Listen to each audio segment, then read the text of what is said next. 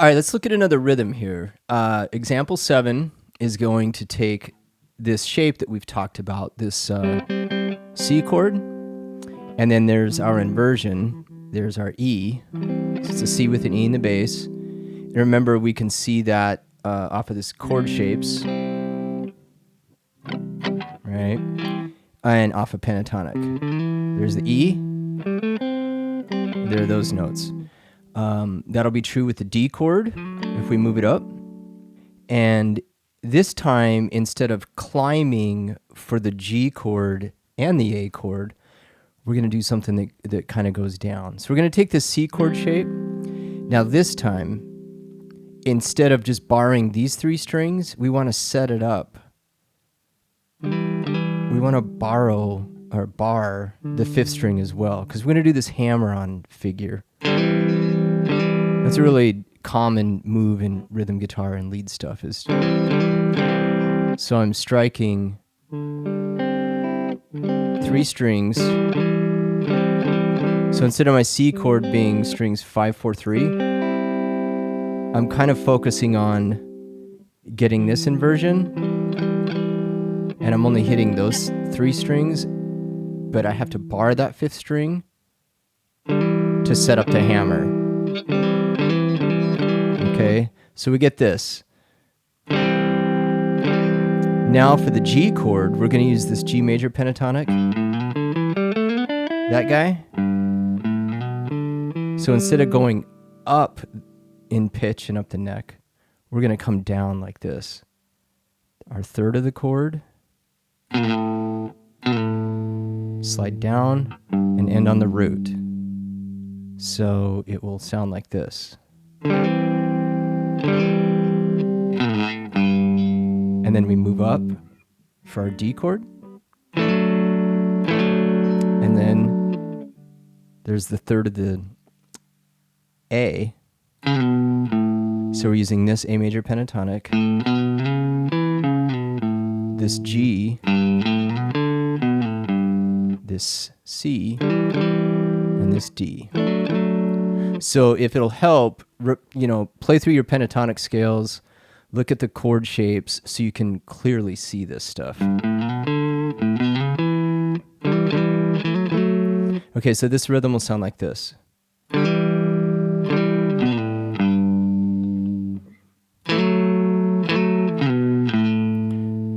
So I'm giving some time on the back end of the G chord and the A chord. So you can kind of sit on that root note, visualize these pentatonic scales, and then be thinking about whatever pentatonic licks are coming up. So you can have 2 beats there to hang out on that, that A note. It's different than what we've done with this descending line. That slide with the 3rd finger, I'm gripping, and I'm kind of just sliding back through the frets. If you lift your finger and then try to slide, the string will stop ringing and you'll lose the pitch. So we want to keep that going. And then just end on the root note. Like that. And you'll hear that, like John Mayer, his solo for Belief, he'll do stuff like that where he'll, he's kind of doing those aggressive slides. So it's a pretty common figure, but that's how you pull it off. Slide through the frets, land on your root note. Okay, so here we go with the track, slow tempo. This is example number 7.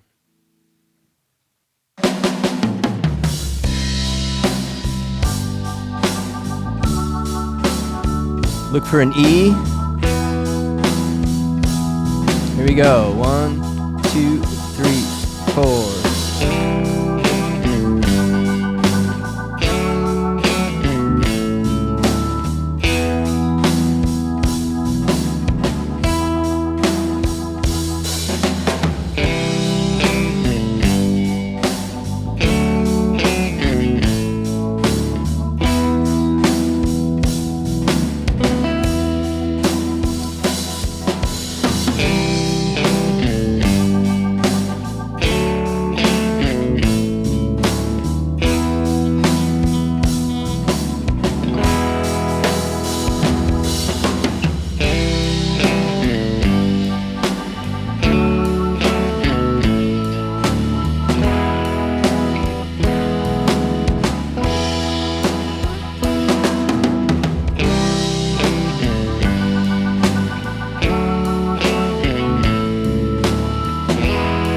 All right, so now we'll start bringing in a lick after this one.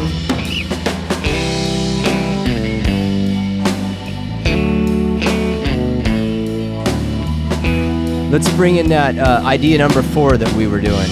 So this time through.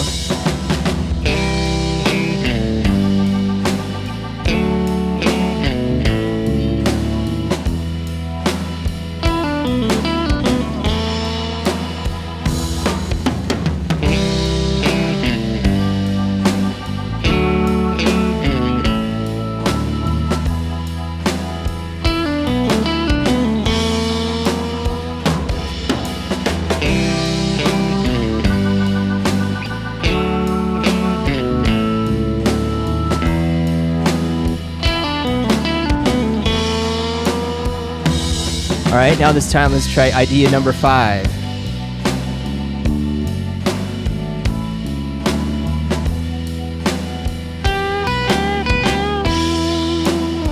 Back to that rhythm.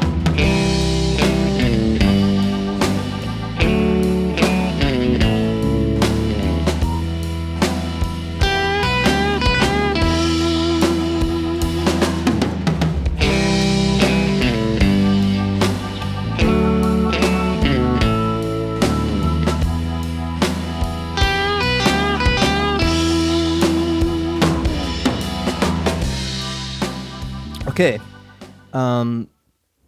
now let's learn a new lick. So if we look at idea 6, it's at the kind of the topper part of that the top part of that E minor pentatonic scale. Right? Now, if you bend just like before with your third finger, and remember, I'm on the tip of my finger, you can see that pretty clearly. I'm pushing up. My finger rolls slightly.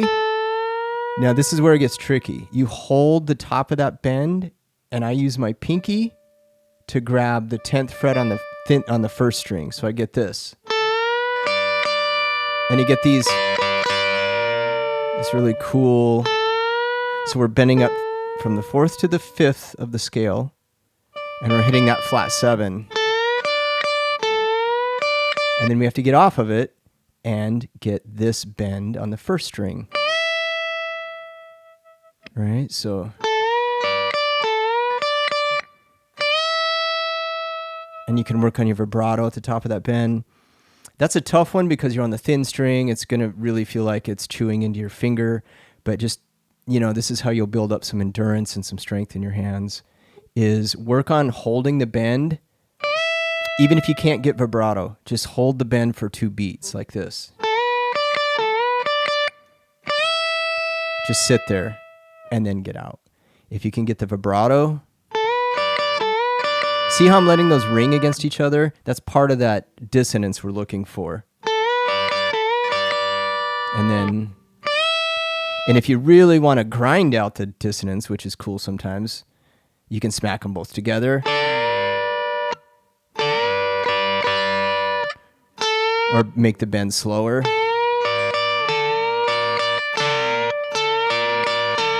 You can always play around with that. And I left some space on the front end so you can get into that hand position. So you have 2 beats to get here and get set. Now if you bend, a lot of people will bend with their second finger and then use their third finger on top. There's nothing wrong with that. Those are stronger fingers. I'm just really used to bending. I use my pinky a lot, so. And then you're right there for that third finger. Okay, so we're gonna work that bend in with the recording now. And let's do that same example 7 we were doing.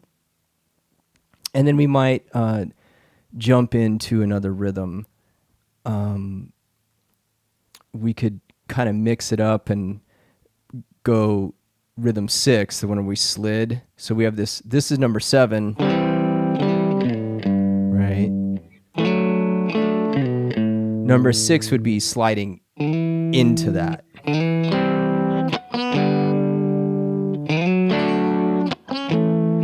So what we'll do is we'll do 7 2 times in a row with this new bend idea, this idea 6, and then we'll do example 6 rhythm 2 times in a row with idea 6 again 2 times. So we'll just kind of alternate rhythms but keep the same lick. We'll start with idea 7. Here we go.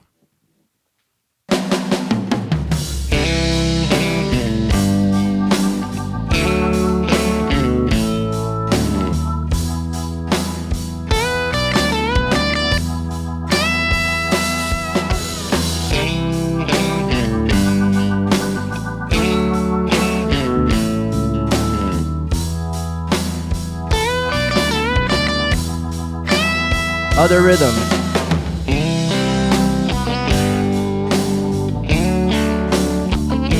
Same lick.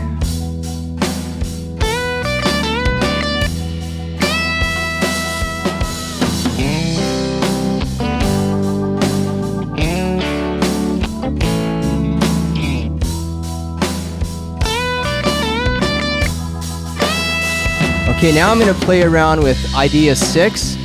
I'm going to have the bends come in sooner instead of waiting 2 beats.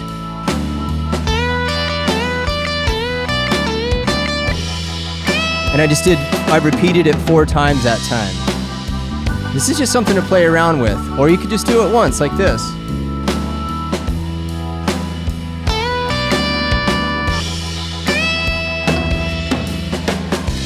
Now I'm going to come in with the last bend on 10 sooner, so I don't have that gap in between.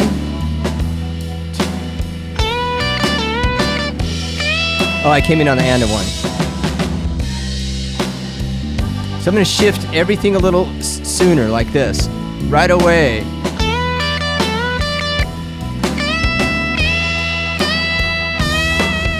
See how I'm playing around with the phrasing? I'm just shifting things around, but I'm getting in and out in time.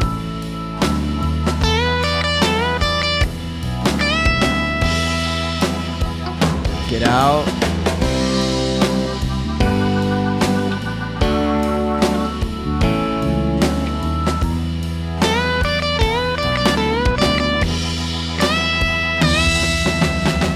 See how I'm just kind of repeating things? You can do those bends as little or as much as you like. If you want more energy, play it more and repeat things like that bend at the end. Just keep hitting it and playing it. You can hold the bend up there. You can, like what I was doing is just re-bending that note. So this is a good lick to kind of move around because it's repeated and you can shift it pretty easily. Let's learn another lick up in this area. We're going to start at the top part of this pentatonic scale right here, and we're going to do these pull-offs now. Remember when we pull off, we want a finger behind to pull off to. Okay, remember idea number 4 where we did this? We're playing E, D, B, A, E, D, B, A, and then we bent this 7. Okay, this is the same thing an octave higher. We're playing E, D, B, A, E, D, B, A, and then we're going to slide down to that 8 and give it a slight bend. I remember watching this Eric Johnson instructional video where he talked about the way that he would learn how to move licks across the neck is he would learn something and then try to play that same lick in like 4 or 5 different places. To me, that sounded really overwhelming at the time because I was just trying to learn that one idea. But compositionally, it's very smart because you really learn the neck well and you figure out how to find these ideas under your fingers in different parts of the neck with different fingerings and with different tones. And by that, I mean this E sounds a lot different than this E. Sounds a lot different than this E. See how to shift back? Right? Or.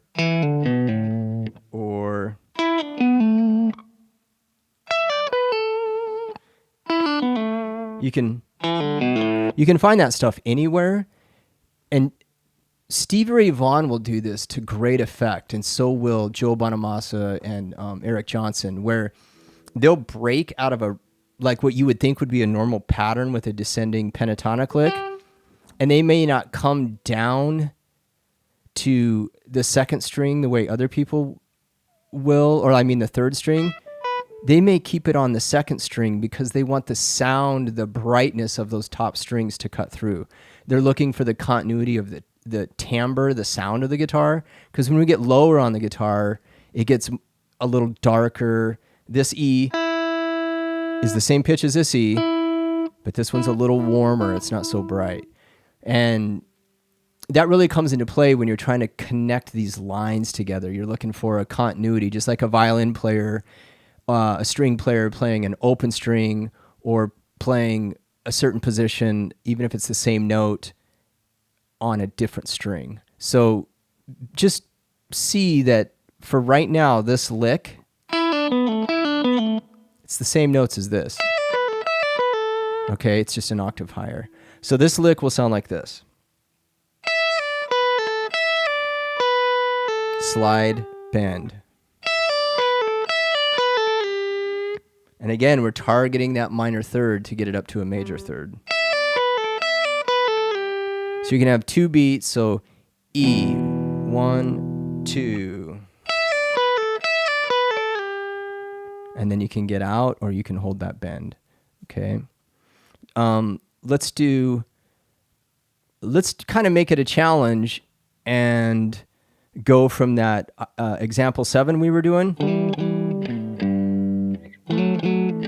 So we're down low on the thick string, and we've moved that way on the neck, and then we're going to have to make a jump up here. And I'm looking for this E note. So a lot of people, when they learn the scales, they have to play through the whole pattern, the whole scale to get where they need to go. This is a good way to start breaking up this pentatonic scale where you're seeing it across the neck. So when I end up here, I'm focusing in on this 12. That's an E note, and I know it's right at the top of my pentatonic scale. So we'll go like this. And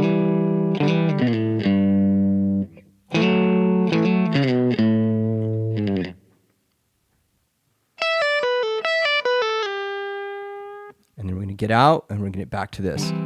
So we're going to kind of work just these two ideas. Example 7 for the rhythm. Idea 7 for the lick part. Okay, here we go.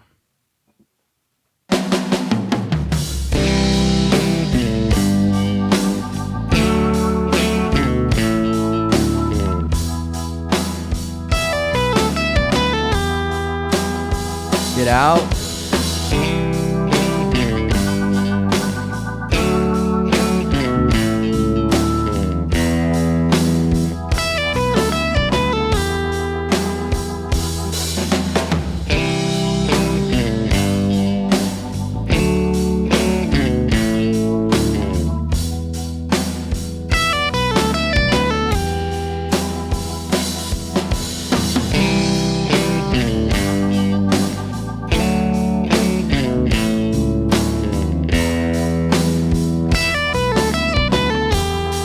Now what if we take that lick and we shift everything back more so we can play more?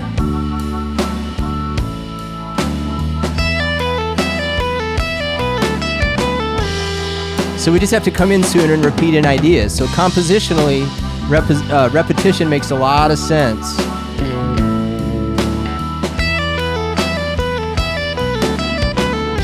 Okay, now I'm gonna straighten it out here.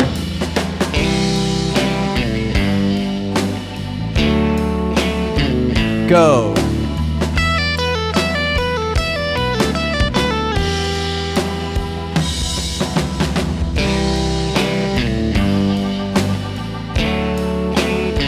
Go.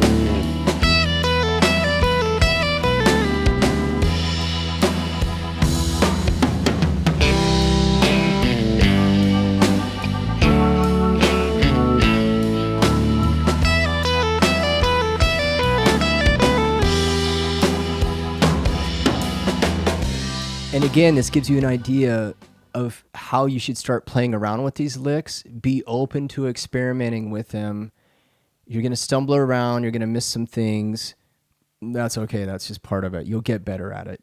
And then you can use these licks bouncing around the different rhythms too. I've just been trying to keep it on this new rhythm because it's challenging to go from the low part to the high part. But you could bring in any of the stuff we've been doing, any rhythm so far. You could mix the rhythms up. You don't have to keep the rhythm the same all the time. You can do a C and G from one rhythm and then bring in a D and A from a different rhythm. It doesn't matter. This is a good time to be playing. So even if you want to just focus more on the rhythm stuff and let some of the lick stuff go, start mixing up some of these rhythm ideas like this. The very first thing we did, maybe right here, you jump to this. Right? So I mixed up idea 1, or example 1, and example 5. Now I'll pick a different one. Okay, now example 7. You can hear this kind of stuff in a lot of recordings, so you don't have to play the same rhythm moved up. I just wrote it this way so that I think it would be easier to learn, so that you're focusing in on like the C chord, the G chord, and then shifting things up the neck 2 frets and finding the same information. But you can definitely start cutting up these rhythm parts and moving them around. Let's look at example 8. So we'll return to this triad on the top here, this C chord out of this. And remember, we're looking for this G.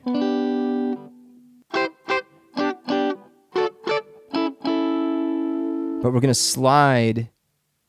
So if this is our C triad, we're going to start 2 frets back, slide into that note, put our fingers down, and we're just going to grab that G chord. And we're going to do the same thing. Start at the 9, slide into the 11. That's the 3rd of the D chord. So we're moving these shapes, but we're just sliding into the first one. And then I'm barring. All right? And that's going to be the rhythm part. Now, another thing I want to talk about is I've been kind of manipulating the volume knob and this toggle switch at times. I've been going for some different settings, like I'm in the middle position, the second, sometimes the neck. When you're playing triads with a lot of distortion, and this is a pretty clean tone, but the more distortion you add, you have to be careful with the more murky that can sound. That's why a lot of the times with heavier sounds, you avoid the 3rd. That's why a lot of the times these power chords sound so good, where it's just like root 5th. So like on this C chord, right? Or that would be the G chord. But you'll figure this out as you go. Like sometimes just hammering away with a 3rd in there, it doesn't sound great. So even like with AC/DC stuff or Petty, it looks like they're playing a D chord, but if you listen closely or if you watch videos, they might be holding that finger down, but they're not always getting that 3rd in there, especially if there's a lot of distortion. And also by rolling back the volume, you can control that level of distortion, which has an effect on that 3rd. So if you see me kind of doing this stuff or changing the pickup position, that's what I'm doing, is just kind of trying to adjust the tone on the fly for some of these sounds. I think I'll go in the middle position on this one because it's higher and brighter.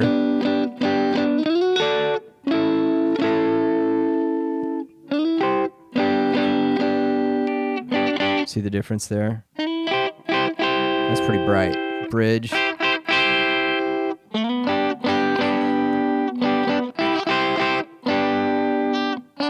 And then you can always play with the tone knobs too, if you want to.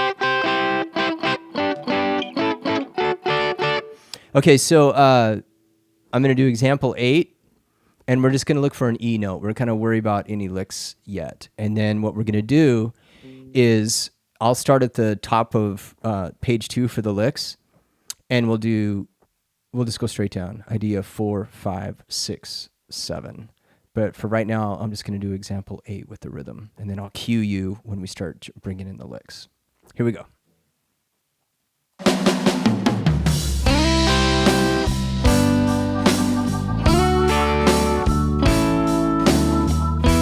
Just look for an E a couple times.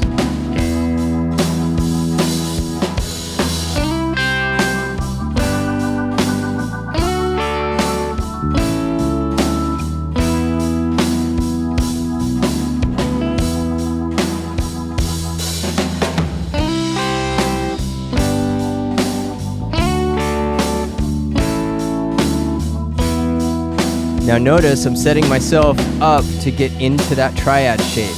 I visualize it and I slide into it.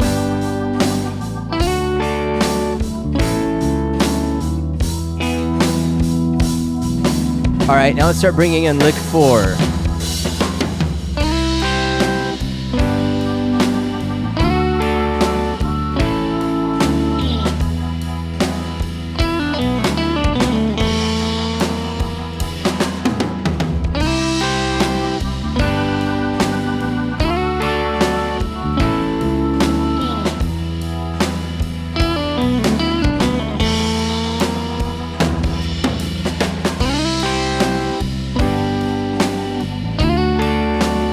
If you're missing the bend, pause, then go.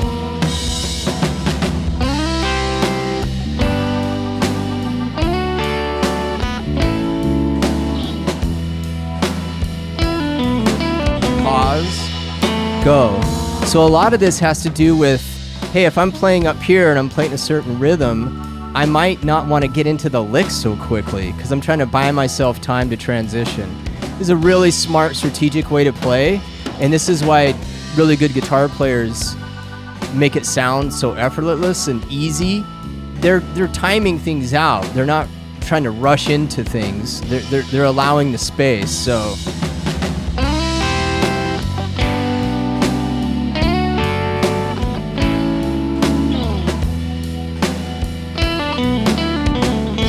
let's do idea 5 this time.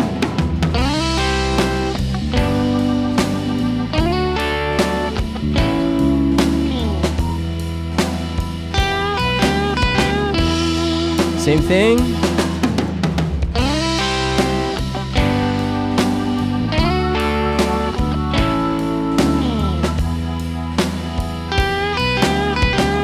Idea 6 this time.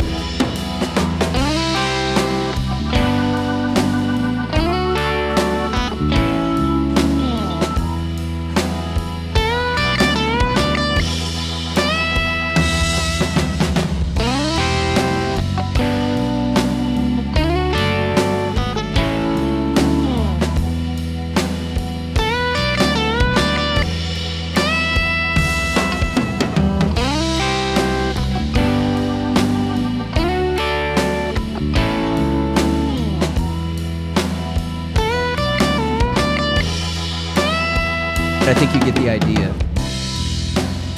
about how you can practice this. Using the backing tracks to your advantage where you don't feel pressure to move on until you're ready to. So I'm trying to mix it up in a way that this is what I would do to hold you accountable if we were working in person, is people try to fake their way through these licks, or they feel like they have the rhythm part, and then inevitably they start stumbling because we don't know things as well as we need to, but the inner critic starts kicking in. The judge starts saying, "Oh man, you really need to move on. You should know this by now. You should have this by now." That's exactly the wrong voice to be listening to. You need to be able to think of it like this. You need to start the track, and you need to be able to play any of these rhythms all the way through the whole recording without missing anything. If you can do that, then you can start mixing up other rhythms. Same with the licks. You need to be able to play any of these licks so far in time with any of the adjustments that we've talked about, whether you're repeating ideas, moving that bend a little later, like whatever you have to do to buy yourself time, that's totally fine if you finesse it. But you have to get in and out of the chords effectively and consistently. Otherwise, honestly, you're just not ready to move on. And if you think of this same thing as the athletic thing, if you're trying to stack on too many skills and too many techniques without really having a grasp of any of it, you're just going to flail around and you're going to get really, really frustrated. So my hope in designing this course this way is that I'm giving you some insight into Hendrix's playing, how to address chord progressions, see the neck in a new way, and also how to start thinking about improvising, slowing down and being intentional, and figuring out how to get things to work instead of just plowing through a bunch of notes or shapes. Okay, so we're going to move on now, and we're going to look at adding on to our pentatonic scale. So we're going to take this guy, and we're going to go a little lower with it, and we're going to go further across the string, and we're going to learn some new rhythms and licks. So I'll see you in a second.